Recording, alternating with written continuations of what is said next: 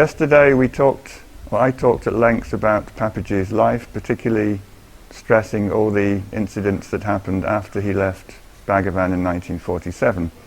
I've been asked today to do a little supplementary section on any specific interactions between Bhagavan and Papaji that took place in the ashram, and in particular anything that illustrates the relationship that exists between Papaji and Bhagavan. Now, last time I spoke, I mentioned that when Papaji first came here, he walked into the old hall and said, "Can you show me God?" And Bhagavan said, "I cannot show you God because God is the seer. God is not an object that can be seen." Now, Papaji said that after that particular piece of unwanted information, he had a rather extraordinary experience. I'll go into that later, but I found out about this experience because when I first met Papaji in 1992, I asked him a question which I had been researching at the time, and it was about the heart in Ramana Maharishi's teachings. Now, Bhagavan sometimes talks about this heart center on the right side of the chest. There are some well-known teaching statements on that, but there's a much less well-known teaching category, let's call it that, in which he very occasionally said that there was a kind of cavity, a very, very tiny hole in the spiritual heart, and that in unenlightened people it was closed, and that when full enlightenment took place, it opened and remained fully open. And as a kind of similar analogy, he said to Ganapati Muni that prior to liberation there was what he called a downward facing bud or flower of some sort, that upon liberation this downward facing bud went upwards, it bloomed and it opened, and at that moment that was when you had full liberation. Now this seems quite antithetical to a lot of other of Bhagavan's teachings, and I was never quite sure whether Bhagavan was just talking to people who'd done some Kundalini yogi, who liked these kind of images and metaphors. But there are enough scattered instances to indicate that sometimes he did talk about this, and he did seem to be saying that there was something quite physical in the body that opened and stayed open at the moment of liberation. So I asked Papaji about this, and that's when he told me about this first experience he had with Ramana Maharishi. He said, "I went there, I got this answer which I didn't like, and then Bhagavan looked at me." And this is what he wrote, or what I wrote down. He said, "Bhagavan's words did not impress me. They seemed to me to be yet one more excuse to add to the long list of those I had heard from Swamis all over the country. He had promised to show me God, yet now he was trying to tell me that not only could he not show me God, no one else could either. I would have dismissed him and his words without a second thought, had it not been for an experience I had immediately after he had told me to find out who was this I who wanted to see God. At the conclusion of his words, he looked at me, and as he gazed into my eyes, my whole body began to tremble and shake. A thrill of nervous energy shot through my body. My nerve endings felt as if they were dancing, and my hair stood on end. Within me I became aware of the spiritual heart. This is not the physical heart. It is rather the source and support of all that exists. Within the heart I saw or felt something like a closed bud. It was very shiny and bluish. With the Maharshi looking at me, and with myself in a state of inner silence, I felt this bud open and bloom. I use the word bud, but this is not an exact description. It would be more correct to say that something that felt bud-like opened and bloomed within me in the heart. And when I say heart, I don't mean that the flowering was located in a particular place in the body. This heart of my heart, was neither inside the body nor out of it. I can't give a more exact description of what happened. All I can say is that, in the Maharshi's presence and under his gaze, the heart opened and bloomed. It was an extraordinary experience, and one that I'd never had before. I had not come looking for any kind of experience, so it totally surprised me when it happened. Now, I only ever heard Papaji tell that story once, and it was in response to this question about the spiritual heart.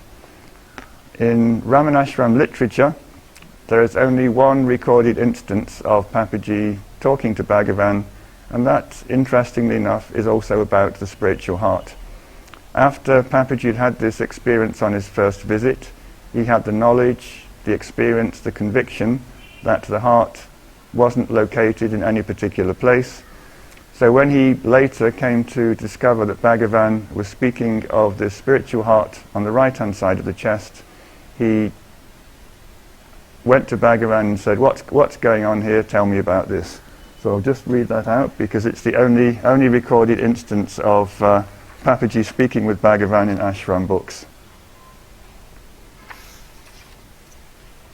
This is Devaraji Mudalia speaking, the compiler of Day by Day. When I entered the hall in the afternoon, Bhagavan was already explaining an answer to some questions put by Mr. Punja, a Punjabi.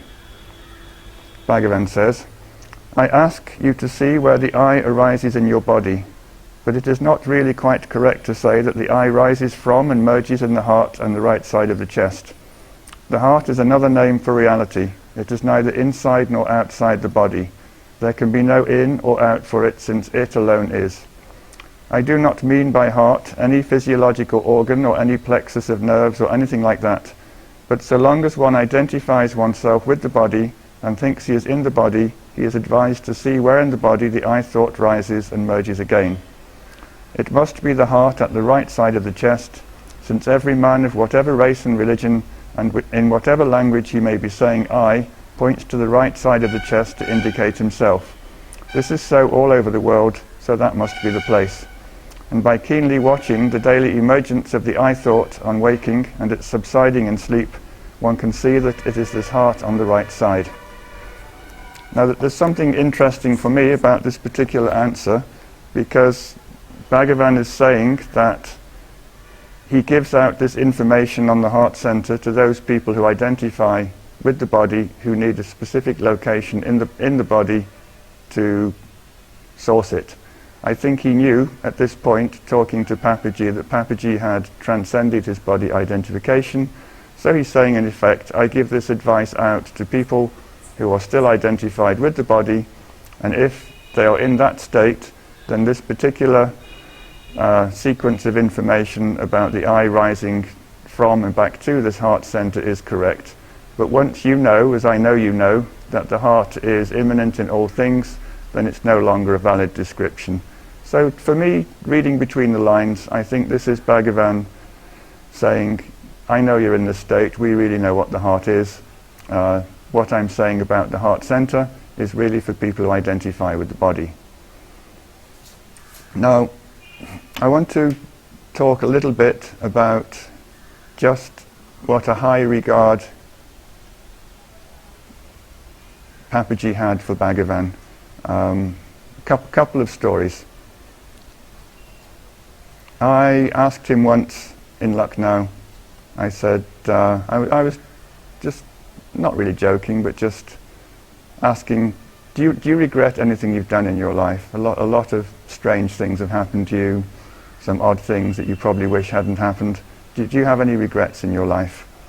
And he said, no regrets. And then about 5 minutes later he looked at me and he said, David, I only have one regret, and that's that I'm no longer physically capable of throwing myself full length on the ground at the feet of my master. He said, I've got an old body, I've got diabetes. He said, I can't even put my pants on by myself anymore. If I want to get dressed, somebody has to help me. I really, really miss getting up in the morning and throwing myself full length on the floor at the feet of Bhagavan's picture. And there's a story that he told which is the source, I think, of his well, apart from the experience he had at Ramanashram, it shows you why he revered Bhagavan and why he had such love, admiration and respect for him.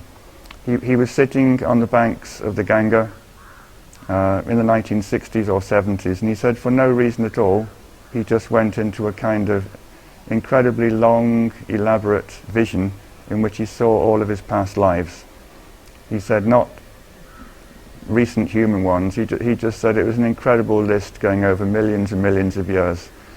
And he said, although the experience in planet Earth time might only have lasted a few seconds or a few minutes, he said as he went through them all again, he actually felt he was having the full time of each birth. It just seemed an incredibly long experience. He said birth after birth after birth, animals, plants, people. And then he said after the last birth, he said a huge luminous picture of Ramana Maharishi appeared, and I looked at this picture and I knew that this whole sequence of births and deaths had ended by the intervention and grace of my master, that he had appeared and put an end to this interminable sequence of suffering, this interminable sequence of birth after birth. He said that is reason alone for me to have the feelings I have towards my master. He ended my suffering, he brought me liberation, and he severed my births forever. I never have to come back and suffer again. Now, there's one final thing that I want to read.